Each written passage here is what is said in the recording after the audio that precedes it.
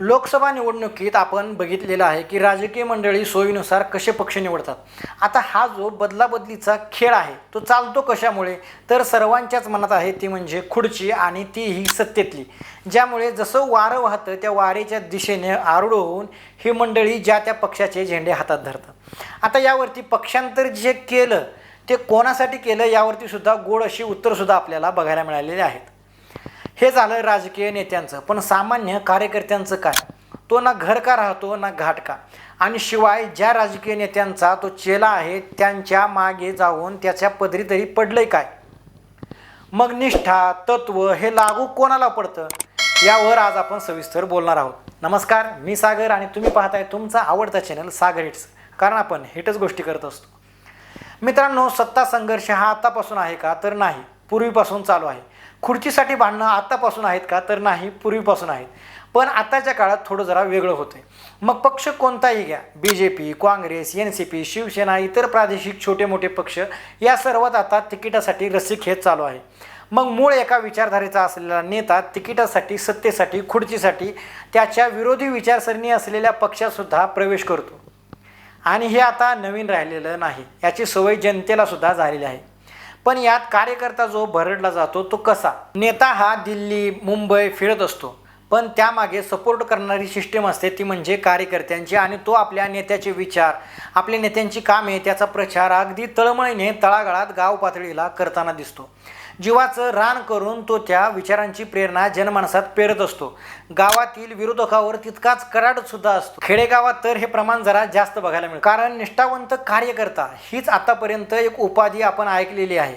पण निष्ठावंत नेता हे वाक्य आतापर्यंत तरी कोणी बोललेलं नाही ना, कोणत्या बॅनरवरती तरी झळकलेलं आपण बघितलं. पण निष्ठावंत कार्यकर्ता मात्र झळकतो. त्यामुळे कार्यकर्ता हा त्या नेत्याशी एकनिष्ठ राहतो, पण नेता मनाला येईल तसा कोणत्याही पक्षात माकडुड्या मारतो.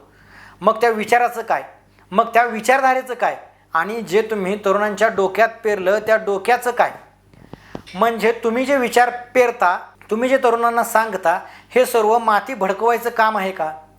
त्याला कारणंही तशीच आहेत. कारण कोण्या नेत्याचा मुलगा हा तुरुंगात जात नाही, पण कार्यकर्त्यावर ढिगाणं केसेस आपण बघितलेले आहेत. त्या कार्यकर्त्याने गाव पातळीवरील विरोधातील लोकांशी अटीतटीची भांडणं केली आणि आपली निष्ठासुद्धा दाखवली. तोच त्याचा नेता उद्या त्याच विरोधातल्या पक्षात असतो, तेव्हा त्या कार्यकर्त्याला गावात तोंडसुद्धा दाखवायची इच्छा होत नाही. कारण त्या कार्यकर्त्याचा जो काही नेता आहे, जो त्यांच्या विरोधी विचारसरणीच्या मांडीला मांडी लावून जो काही बसला, ते त्यांचे परस्पर विचार एकमेकांना जुळले, कारण ते एकमेकांशी तितका विरोधी नसतो, ते एकमेकांशी मिळवून घेतात. पण कार्यकर्त्याचं तसं नाही. कार्यकर्ता हा निष्ठावंत असतो. त्याने अगदी हिरारीने त्या नेत्याची, त्या पक्षाची बाजू त्यांच्या गावात एखाद्या विरोधकांशी लावून धरलेली असते. त्यासाठी वेळप्रसंगी त्याने भांडणं केलेली असतात, अंगावरती केसेससुद्धा घेतलेल्या असतात. मग त्या कार्यकर्त्याला वाटतं की मी इतक्या दिवस केलेली निष्ठा गेली कुठं, आणि मी त्यांच्याशी नंतर मिळवून घेऊ तरी कसं, आणि ते तरी मिळवून मला घेतील का?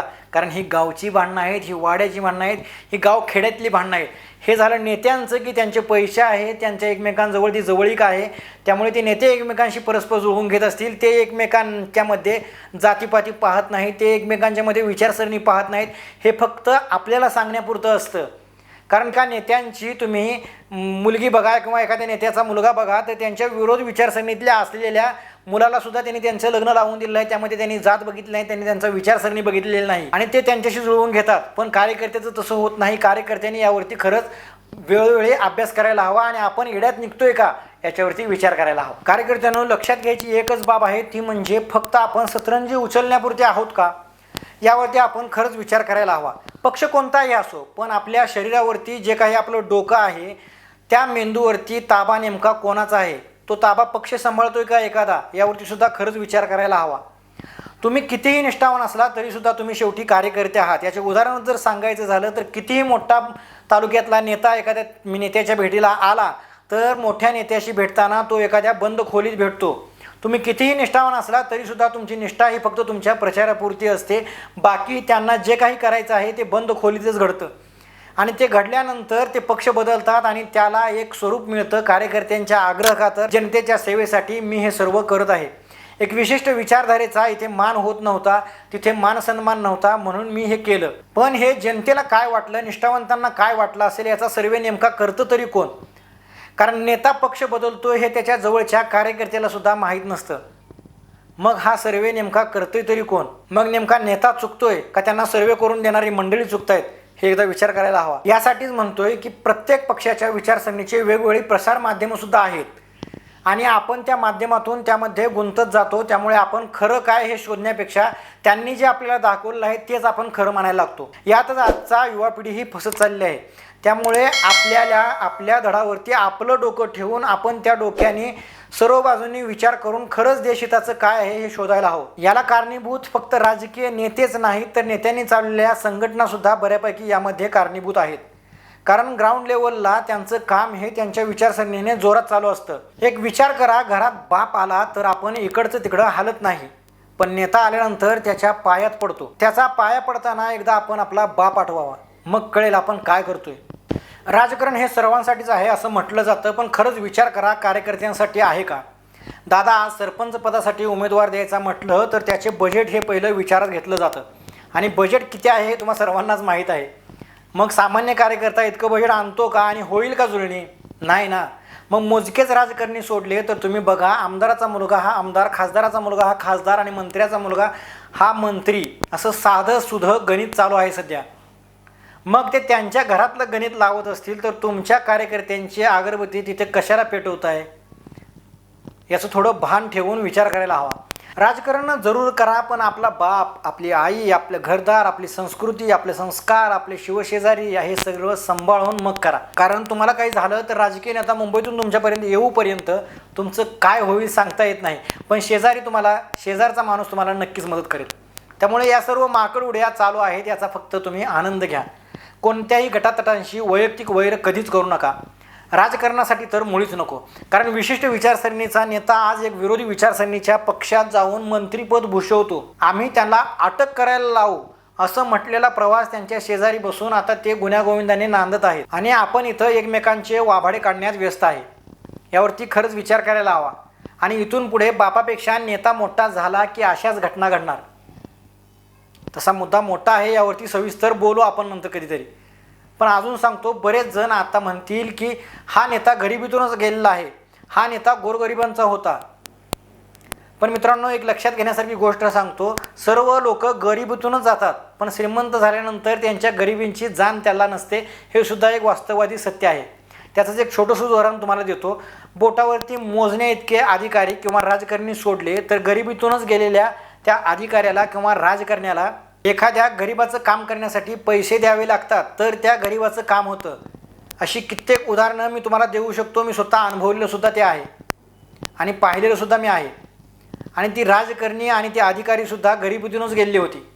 तर मित्रांनो, सांगायचं तात्पर्य इतकंच की गरिबी ही फक्त जोपर्यंत तुम्ही गरीब आहात तोपर्यंत असते. ज्या वेळेला सत्तेची, खुर्चीची आणि पैशाची हवा तुमच्या डोक्यात शिरते तेव्हा तेच सामाजिक कार्य, तेच पैसा मिळवण्यासाठी वापरलं जातं. सध्याच्या सोशल मीडियाच्या युगात ही घराणेशाही, हा भ्रष्टपणा संपायला हवा. गरीब श्रीमंत यांना सारखाच वागणूक आणि सारखाच न्याय मिळायला हवा. हे खरं तर भारतापुढचं सर्वात मोठं आव्हान आहे. हे सोडून बाकीचे जे काही आता मुद्दे आहेत ना, ते फक्त चुनावी जुमले आहेत. त्यांना मग कोणत्याही पक्षाचे घ्या, तुम्ही फक्त कार्यकर्ते आहात, तुम्ही फक्त एक दिवस बटन दाबायला आहात, इतक्यापुरतंच तुम्हाला इज्जत आहे. त्यानंतर भरल्या ताटातून कढीपत्ता कसा बाजूला टाकतात तसं 5 वर्ष तुम्ही बाजूला राहणार आहात, हे लक्षात ठेवा. सरतेशेवटी एवढं सांगतो की ही एक सिस्टम आहे, ती आपण बदलू शकत नाही.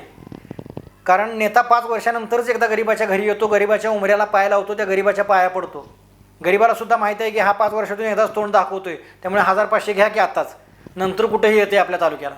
आणि हा सर्व समज आज प्रत्येकाच्या मनात आहे आणि ह्याच समजाचा फायदा ही राजकारणी मंडळीसुद्धा घेतात. देशासाठी, समाजासाठी काहीतरी करू म्हटलेला मुलगा, एखादा युवा पिढी, त्याला नंतर त्याच्या जाती, त्याच्या समाजात गुंतवून त्याला घरापर्यंतच आणून ठेवलं जातं. अशी ही सिस्टम काम करते मित्रांनो.